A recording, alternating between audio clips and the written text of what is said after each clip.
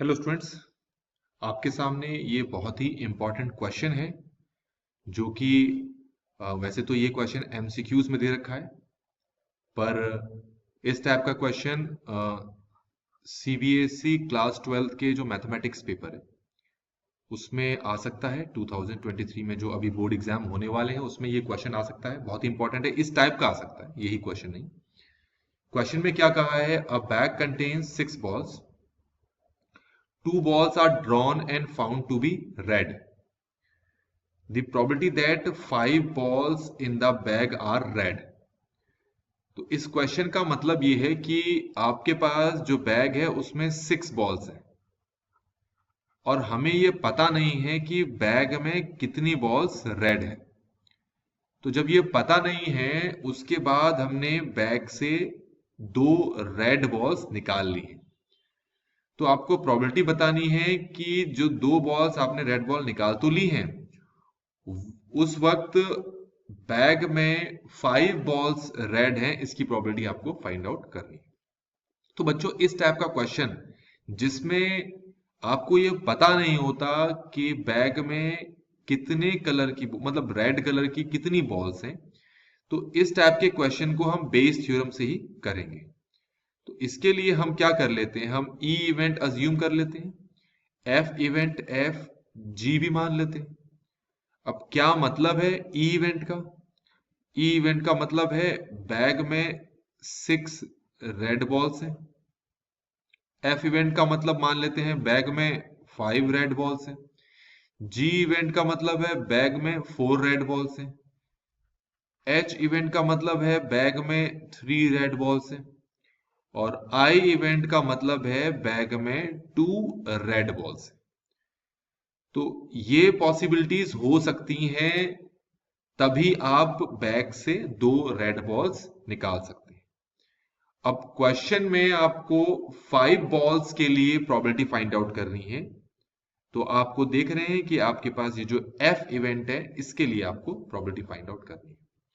तो स्टार्टिंग में जब मैंने ये E F G H I event लिखे, इसका मतलब ही यही है। ई का मतलब है जब बैग में 6 रेड बॉल हो, जब बैग में 5 रेड बॉल्स हो, इस तरीके से।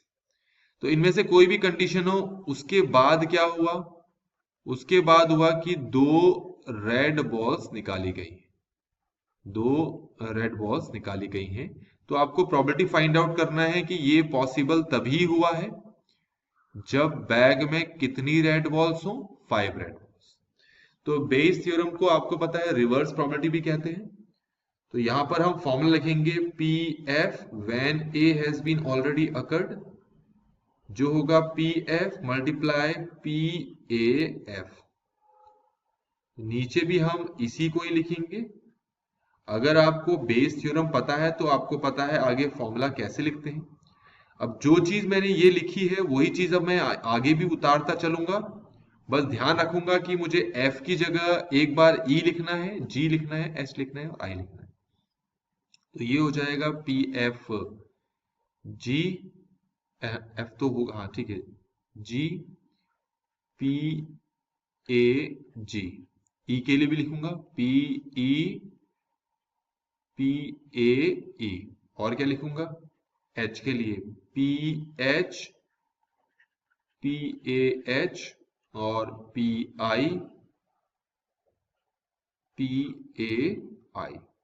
तो इस तरीके से बच्चों हमने ये पूरा का पूरा फॉर्मूला यहां पर नोट कर लिया है। अगली चीज जो आपको पता होनी चाहिए वो ये है कि आपके पास यहां पर टोटल 5 इवेंट्स हैं। तो जो 5 के 5 इवेंट्स हैं ये इक्वली लाइकली हैं। इसका मतलब ये है कि इन तीनों इवेंट्स के होने की जो प्रोबेबिलिटी है वो क्या होगी? वो बराबर होगी एच पी आई। तो इन सब की प्रोबेबिलिटी होगी 1/5 1/5 1/5 1/5, ये होगी।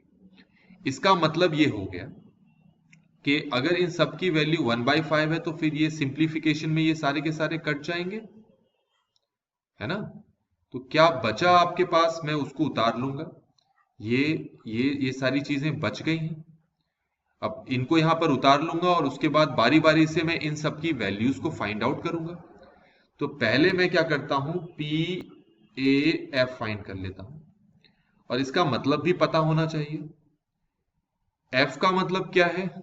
एफ का मतलब देखोगे, जब बैग में 5 रेड बॉल हो, टोटल 6 बॉल्स में से 5 क्या है?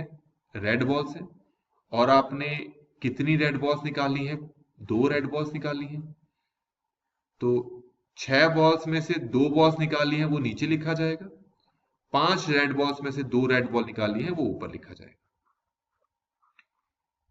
ए जी, इसी तरीके से जी, जी का मतलब है 4 रेड बॉल है, तो 4 रेड बॉल में से 2 रेड बॉल्स निकाली हैं, ऊपर आएगा। टोटल 6 बॉल में से 2 बॉल्स निकाली हैं, वो नीचे आएगा। ए एच, एच का मतलब आप देखें 3 रेड बॉल्स है, तो 6 बॉल्स में से 2 बॉल निकाली हैं, और 3 रेड बॉल्स में से 2 रेड बॉल निकाली हैं।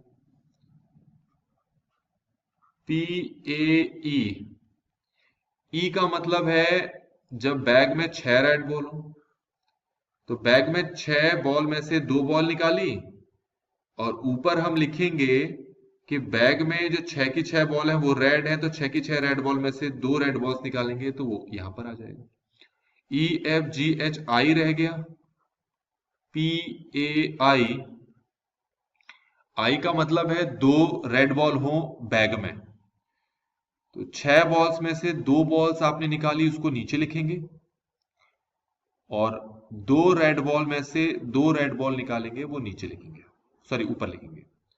तो ये तो मैंने क्या कर लिया, हर एक वैल्यूज को मैंने यहां पर लिख दिया है। अब इनको पुट करते हैं और सिंप्लीफाई करते हैं। अब जरा गौर करें, 6c2 सबके नीचे है। आप क्या करेंगे, इसके बाद के स्टेप खुद कर लें, मैं आपको सिंप्लीफाई चलो करके दिखा देता हूं, कोई नहीं, इसके बाद मैं करके दिखा देता हूं। उसके लिए पहले मुझे वैल्यू को पुट करना पड़ेगा। तो ऊपर तो f है,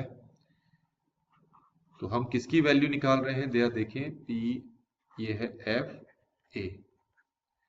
तो ऊपर सबसे पहले हम लिखेंगे 5c2 6c2, नीचे हम लिखेंगे 5c2 6c2, फिर लिखेंगे हम 6c2 6c2, फिर होगा 4c2 6c2, 3c2 6c2, और 2c2 6c2।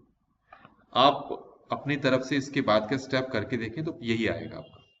अब क्या करना है, सिंप्लीफाई करना है। तो आप देखें ये सब कैंसिल हो जाएंगे, हो गए कैंसिल। तो ऊपर ये क्या बचा आपके पास, 5c2, 5c2 की वैल्यू होती है 10, यहां पर भी क्या है 5c2, इसकी भी वैल्यू कितनी होती है 10, 6c2 की वैल्यू कितनी होती है 15, 4c2 की वैल्यू कितनी होती है 6, 3c2 की वैल्यू कितनी होती है 3, और 2c2 की वैल्यू कितनी होती है 1।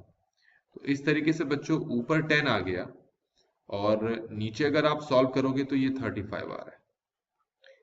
5 2 जा 10 और 5 7 जा 35, तो बच्चों ये 2/7 आ रहा है। तो अब हम अपने आंसर की तरफ जाएंगे, तो ये जो डी ऑप्शन है ये हमारे आंसर के साथ मैच कर रहा है। तो इस तरीके से बच्चों इस क्वेश्चन को हमने यहाँ पर कंप्लीटली सॉल्व कर लिया है। Thanks for watching.